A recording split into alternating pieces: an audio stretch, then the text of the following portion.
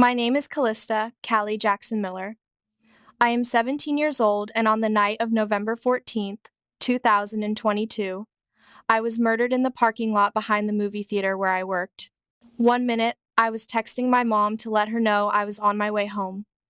The next minute, I was bleeding out on the asphalt while a stranger went through my pockets. I died right there between a blue sedan and a shopping cart return. But that isn't the end of the story. It's barely the start. Because what happened after my heart stopped didn't just change me. It gave me a message about what is coming for all of us. Specifically, what is coming to America in the year 2026. And I promised him I would tell you. I want you to know who I was before this happened. I was just a junior in high school living in a medium-sized town in Georgia. My life was pretty simple. I lived with my mom and my little sister Chloe. My dad left when I was 6, so it was just us 3 against the world. I took that seriously. I worked at the AMC theater on weekends to help pay for groceries and to save up for a car. I was a B student. I played point guard on the JV basketball team. I spent too much time on my phone. I worried about things like if the boy in my history class knew I existed or if I could afford the new sneakers coming out. I believed in God, I guess. We went to church on Easter. I prayed when I had a big test or when my mom was stressed about bills, but I didn't know him. He was just an idea. Like gravity or the president, they're there, but you don't talk to them. That night was normal. It was a Tuesday. I clocked out at 9:30 p.m. It was cold, already dark. I zipped up my hoodie, put my headphones in, and walked out the back exit. I remember thinking about leftovers my mom had made chili. I was hungry. That was my last conscious thought as a living human being. I hope there's chili left. I didn't hear him coming. I felt a yank on my backpack. I spun around, one earbud falling out. A guy was there, older, maybe 30. He looked shaky, sweating even though it was 40 degrees out. He had a ski mask pulled up halfway like a beanie.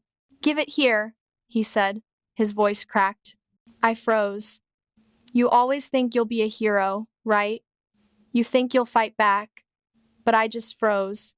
I held up my hands. Okay, man, just take it. I reached into my pocket to grab my wallet. He flinched. He thought I was reaching for a weapon. Bang. It was so loud. My ears rang like a high-pitched bell. I didn't feel pain at first. It felt like someone had punched me in the chest with a sledgehammer. The force knocked me backward. I hit the ground hard. The guy panicked. He didn't even take the wallet. He just ran. I heard his footsteps slapping against the pavement, getting quieter and quieter. Then the pain hit. It was hot, like someone had poured boiling water inside my rib cage. I tried to breathe, but my lungs wouldn't fill up. It sounded like a wet rattle. I looked up at the sky. There were no stars, just the orange glow of the streetlights. I thought about my mom. She's going to worry when I'm not home in 10 minutes. I thought about Chloe. Who's going to help her with math? The edges of my vision started to turn gray, then black. The pain began to fade, replaced by a cold numbness, starting in my toes and moving up. I tried to say, "Help," but no sound came out. And then the streetlights went out. The parking lot disappeared. The cold disappeared. I was gone. The first thing I noticed was the silence. It wasn't just quiet. It was a heavy, thick silence. The kind of silence you feel in a library or an empty cathedral, but multiplied by a million. I opened my eyes, but I wasn't in the parking lot anymore. I was standing up. I looked down at my hands. They were glowing faint, like moonlight on water. I touched my chest. No blood, no hole in my hoodie. Actually, I wasn't wearing my hoodie. I was wearing light. It looked like a robe, but it was made of the same stuff I was. I looked down. Below me, far below, I saw a scene. I saw a body lying on the asphalt. It was twisted in a weird way. A security guard was running toward it, talking into a radio. I saw the blue Nikes on the feet. That's my favorite pair, I thought. Then it hit me. That's me. I wasn't scared. That's the weirdest part. I should have been terrified. I was 17 and I was dead, but I felt relieved. It was like taking off a heavy backpack I had been carrying my whole life. The worry about money gone. The fear of not being good enough gone. I started to drift upward. It wasn't like flying like in a superhero movie. It was like being a bubble in a soda glass, just naturally rising to the top. The sky around me shifted. The parking lot faded into a mist. The mist was colors I can't name. Not just blue or purple. It was like I could hear the colors. The red sounded like a cello. The gold sounded like a choir. I was moving fast now, rushing towards something, and then I stopped. I was standing on something solid. It felt like glass but warm. The air here was different. On Earth, air is just empty space. Here, the air was alive. It felt like water, but thin enough to breathe. Every time I inhaled, I felt stronger. Then I saw him. I know, people say they see a bright light. And he was bright, but he wasn't a blinding sun. He wasn't a blurry figure. He was a man. He was standing about 20 feet away from me. He was wearing a robe that looked like it was woven out of diamonds and sand. It had texture. It looked real. He turned to face me. He didn't look like the pictures in my grandma's Bible. He didn't have blue eyes and perfectly combed hair. His skin was the color of rich soil, like polished wood. His hair was thick and dark, pulled back, but it was his eyes. When I looked into his eyes, I didn't just see a color. I saw a history. Imagine you are standing on the edge of the Grand Canyon, and you feel how small you are. Now imagine the Grand Canyon loves you. That's what his eyes felt like. Ancient, powerful, but completely safe. He didn't smile like a human smiles. The whole atmosphere around him smiled. The light grew warmer. I walked toward him. My knees were shaking, but not from fear. It was from awe. It was the feeling you get when you see a huge thunderstorm rolling in pure power, but you know the storm is your best friend. He spoke. He didn't move, his lips at first. The voice came from everywhere. It vibrated in my chest. It sounded like the ocean crashing against rocks, but soft. Callie, he said, just my name. But the way he said it, he put so much meaning into those two syllables. He said it like he had been waiting for me all day. He said it like he knew every stupid thing I'd ever done, every lie I told, every tear I cried, and he liked me anyway. I fell to my knees. I couldn't help it. Am I dead? I whispered. He stepped closer. He reached out a hand. I saw a scar on his wrist. It looked like a star.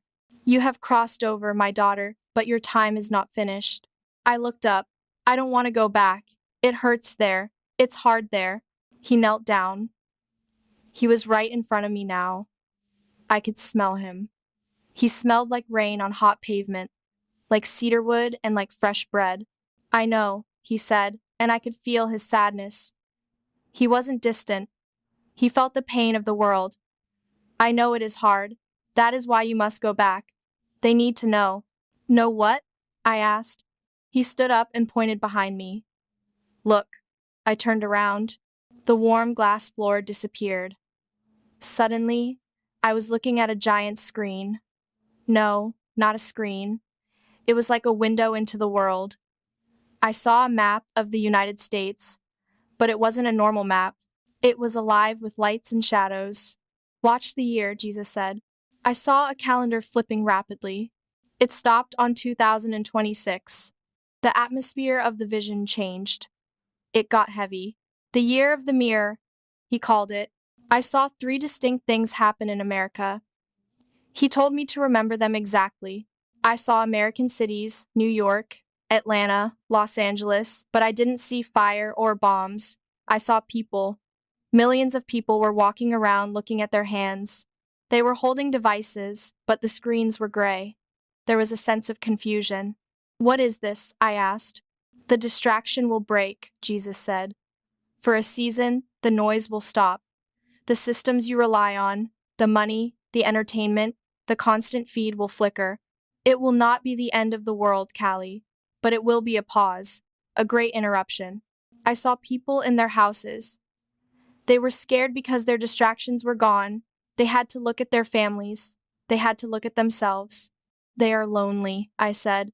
They are starving, he corrected. They have fed on shadows, and now the shadows are gone. In 2026, America will face a spiritual hunger it has never known. The idols of comfort will crack. Then the scene shifted. I saw a massive table in the middle of the country. It was piled high with rotting food, money, politics, fame, anger. People were fighting over it, screaming, tearing each other apart.